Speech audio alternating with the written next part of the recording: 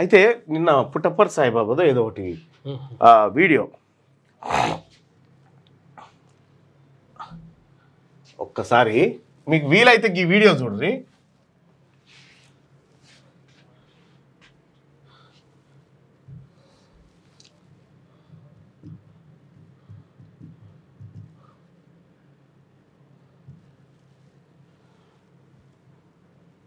రెడ్డి గారి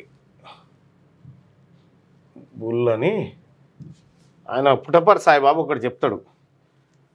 ఏది ఒక ప్రవచనం చెప్పుకుంటా పుట్టపర్తి సాయిబాబా ఏమంటాడంటే, ఒక ఊర్లో ఓ పెద్ద మనిషి ఉంటాడట.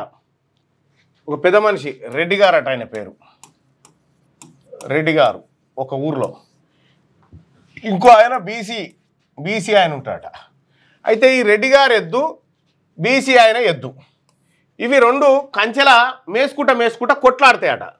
కొట్లాడితే ఈ బీసీ ఆయన ఎద్దు ఈ రెడ్డి గారి ఎద్దుని పొడిచి చంపుతుంది. ఇది చచ్చిపోయింది, రెడ్డి గారి ఎద్దు చచ్చిపోయింది. అయితే బీసీ ఆయన ఏమనుకుంటాడు, ఎవరికి అమ్మ ఊళ్ళో పెద్ద మనిషి ఆయన ఎద్దు చచ్చిపోయా, మరి నన్ను ఏమంటాడో ఎంత శిక్ష చేస్తాడో అని చెప్పి భయపడుకుంటా రెడ్డి గారి దగ్గరికి పోతాడు. రెడ్డి గారి దగ్గర పోయి వాడు ఏం చెప్తాడంటే మర్చిపోయి భయంలా, అయ్యా రెడ్డి గారు, మీ ఎద్దు మా ఎద్దును పొడిచి చంపింది అని చెప్తాడట. ఆడు ఉల్టా చెప్పిండు. ఓకే, మీ యాక్చువల్గా ఈయన ఎద్దుని చంపిందిగా, ఆడికి పోయి పొరపాటున మీ ఎద్దు మా ఎద్దుని చంపిందని చెప్తాడట. చెప్తే అప్పుడు రెడ్డి గారు అంటారట, నాయన బుద్ధిజీవులమైన మనమే ఒకరినొకరు కొట్టుకొని చచ్చిపోతుంటే మూగ జీవాలు దానికి ఎవరేం చేస్తారు నాయన, ఇది ప్రకృతిలో సహజం అని చెప్తాడట. చెప్పగానే అయ్యో రెడ్డి గారు పొరపాటు అయిపోయింది, మీ ఎద్దు మా ఎద్దును కాదు, మా ఎద్దే మీ ఎద్దును చంపిందని మళ్ళీ చెప్తాడట. దుర్మార్గుడా, నా ఎద్దును చంపుతావా, నీకు ఎంతటి అహంకారం పెరిగిపోయింది నీ ఎద్దుకు నీకు అని జరిమానేస్తాడట. ఇది కథ. నేను నా వాట్సాప్ స్టేటస్లో ఉండే, నేను పెట్టింది అగో అట్లుంటుందట. రెడ్డి గారు ఎద్దాని ఒకటి పుట్టపర్తి సాయిబాబాని గుర్తొస్తేమో పుట్టపర్తి.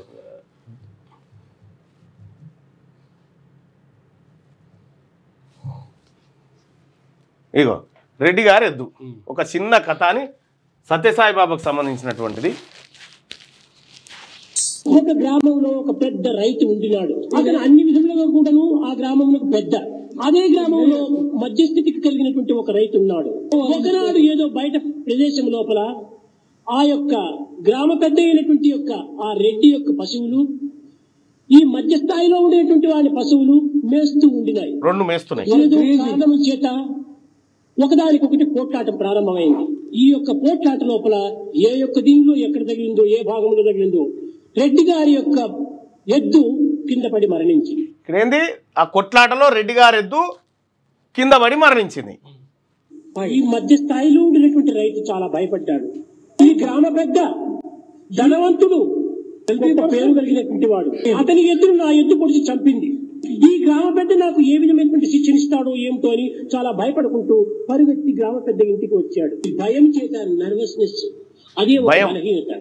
వచ్చి చెప్పవలసిన దానికి విరుద్ధంగా చెప్పాడు. పాపం దొరగారు, మీ ఎద్దు మా ఎద్దును చంపేసింది పొడిచి అన్నాడు. రెడ్డి గారు పరమశాంతంగా విన్నాడు. నాయన, తెలివితేటలు కలిగినటువంటి వారు, బుద్ధి కుశలత కలిగినటువంటి మానవులే ఒకరికొకరు చంపుకుంటున్నారు. నోరు లేని జంతువులు, పశువులు, దానికి విజ్ఞాన ప్రజ్ఞాన సుజ్ఞానం ఏమాత్రం కూడా లేవు. పశువులు ఒకదానికొకటి పొడుచుకొని చంపుకుంటే ఎవరేమి చేయగలరు? ఏమాత్రము నీవు యోచించనక్కర్లేదు నాయన, దీని లోక సహజమే అని దాని శాంతంగా అతనికి జవాబు. ఈ రైతు చెప్పినటువంటి పొరపాటును గుర్తించుకున్నాడు. దొరగారు చాలా పొరపాటు చేశాను నేను, మా ఎద్దు మీ ఎద్దును చంపింది అన్నాడు. రెడ్డి గారు ఉద్రేకం పొంగిపోయింది.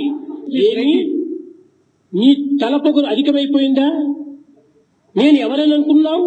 ఇది కథ ఇట్లుంటది అన్నట్టు.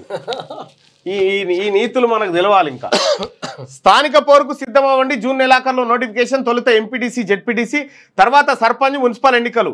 కేబినెట్ భేటీలో చర్చించి తేదీలను ప్రకటిద్దాం. మంత్రి పొంగులేటి శ్రీనివాసరెడ్డి. మీ గ్రామంలో వాళ్ళ ఓట్లను తీసి పక్కకు పెట్టరు. అటెంకల పోయి ఓటు అడగకురి.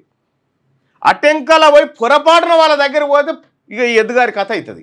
అందుకోసమే మన బీసీల ఓట్లే మనకు సరిపోతాయి. 60% ఊర్లో 70-80% ఉన్నారు ఒక్కొక్క ఊర్లో. మన ఓట్లే మనకు సరిపోతాయి, బీసీల ఓట్లే.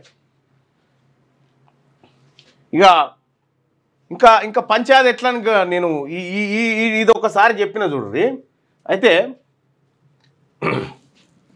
ఇంకో రెడ్డి గారి కథ ఇది, ఇంకో రెడ్డి గారి కథ, ఒక గ్రామంలో జరిగిన కథ, యథార్థ కథ ఇది. నేను బాతాల పోషెట్టిలో ఫస్ట్ ఎపిసోడ్గా తీసుకొచ్చిన దీన్ని. ఒక గ్రామంలో ఇద్దరు బీసీలు ఉంటారు. ఓకే, ఇద్దరు బీసీలు ఒక గ్రామంలో ఉంటారు. అయితే ఈ ఎమ్మెల్యే రెడ్డి గారు, ఓకే, ఎమ్మెల్యే రెడ్డి గారు ఉంటారు. అయితే ఊర్లో సర్పంచ్ ఎన్నికలు వస్తాయి. సర్పంచ్ ఎన్నికలు వస్తే ఈ ఒక్క ఆయన వీళ్ళిద్దరు పోటీ చేయాలనుకుంటారు. జనరల్ స్థానము పోటీ చేయాలనుకుంటారు. జనరల్ అయితే మేము కూడా చేయొచ్చు కదా అని.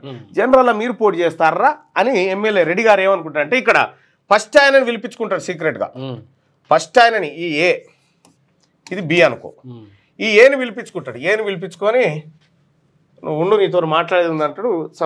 సపరేట్గా రూమ్లో పిలిపించుకొని, పలానా ఊళ్ళే నిన్ను సర్పంచ్ చేద్దామని నాకు ఆలోచన ఉంది, నేను చేద్దామని నేను పుట్టుకున్న నోరు జారి బీతోటి అన్నా, అరే మా ఏని ఈసారి చేసుకుందామని అంటే, ఓయ్ అట్లెట్లా చేస్తావు నువ్వు వాడిని, ఏం పిచ్చోళమా, వాడిని చేస్తే ఊరుకునేదే లేదు అని లేస్తున్నవాడు అని నా మీద కోపానికి వచ్చిండని ఏకి చెప్పిండు. మళ్ళీ బీఓడు కోపానికి వచ్చిండని ఏకి చెప్పిండు. యాక్చువల్గా ఇటు పోలే కలవాలే.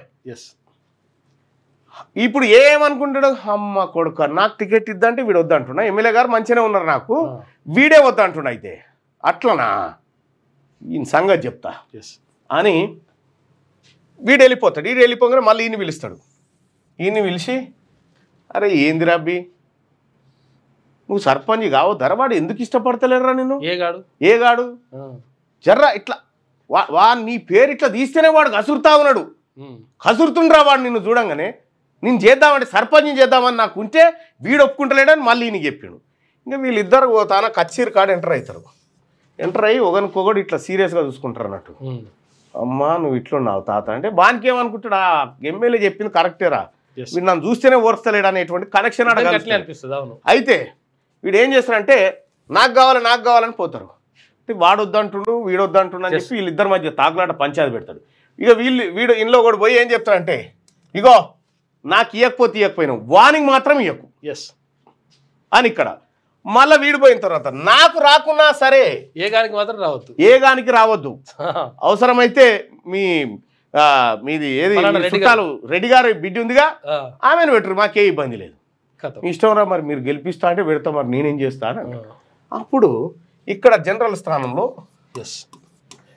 ఇంకో రెడ్డి గారు సర్పంచ్గా పోటీ చేస్తే ఈ ఏబీసీలు ఈయనను బట్టి ఒకటే తిరుగుడు జిందాబాద్ జిందాబాద్ అనుకుంటారు. ఇగో ఇట్లాంటి కుట్రలు ఉంటాయి అన్నట్టు. నువ్వు ఏబీ కనుక కలిస్తే సర్పంచ్ ఉప సర్పంచ్ మీరే కావచ్చు, ఈయన ఏలు కూడా పెట్టలేడు, ఎవరు అవసరం లేదు, వార్డు మెంబర్ కూడా కాలేరాడా. 6వ తరగతి నుండి 10వ తరగతి విద్యార్థులకు గొప్ప అవకాశం. ఏపీ, తెలంగాణ మరియు సిబిఎస్ఈ విద్యార్థులకు ఎలాంటి అడ్మిషన్ ఫీజు లేకుండా సంవత్సరానికి కేవలం 1000 రూపాయలకే ఐఐటీ స్టాండర్డ్స్ తో ఆన్లైన్ ట్యూషన్స్ చెప్పబడును. 15 ఏళ్ల సుదీర్ఘ అనుభవం గల ఫ్యాకల్టీతో క్లాసు నిర్వహించబడును. ఇప్పుడే ప్లే స్టోర్ నుండి ధర్మవాహిని యాప్ ని డౌన్లోడ్ చేసుకోండి. వివరాలకు సంప్రదించండి 7893051526.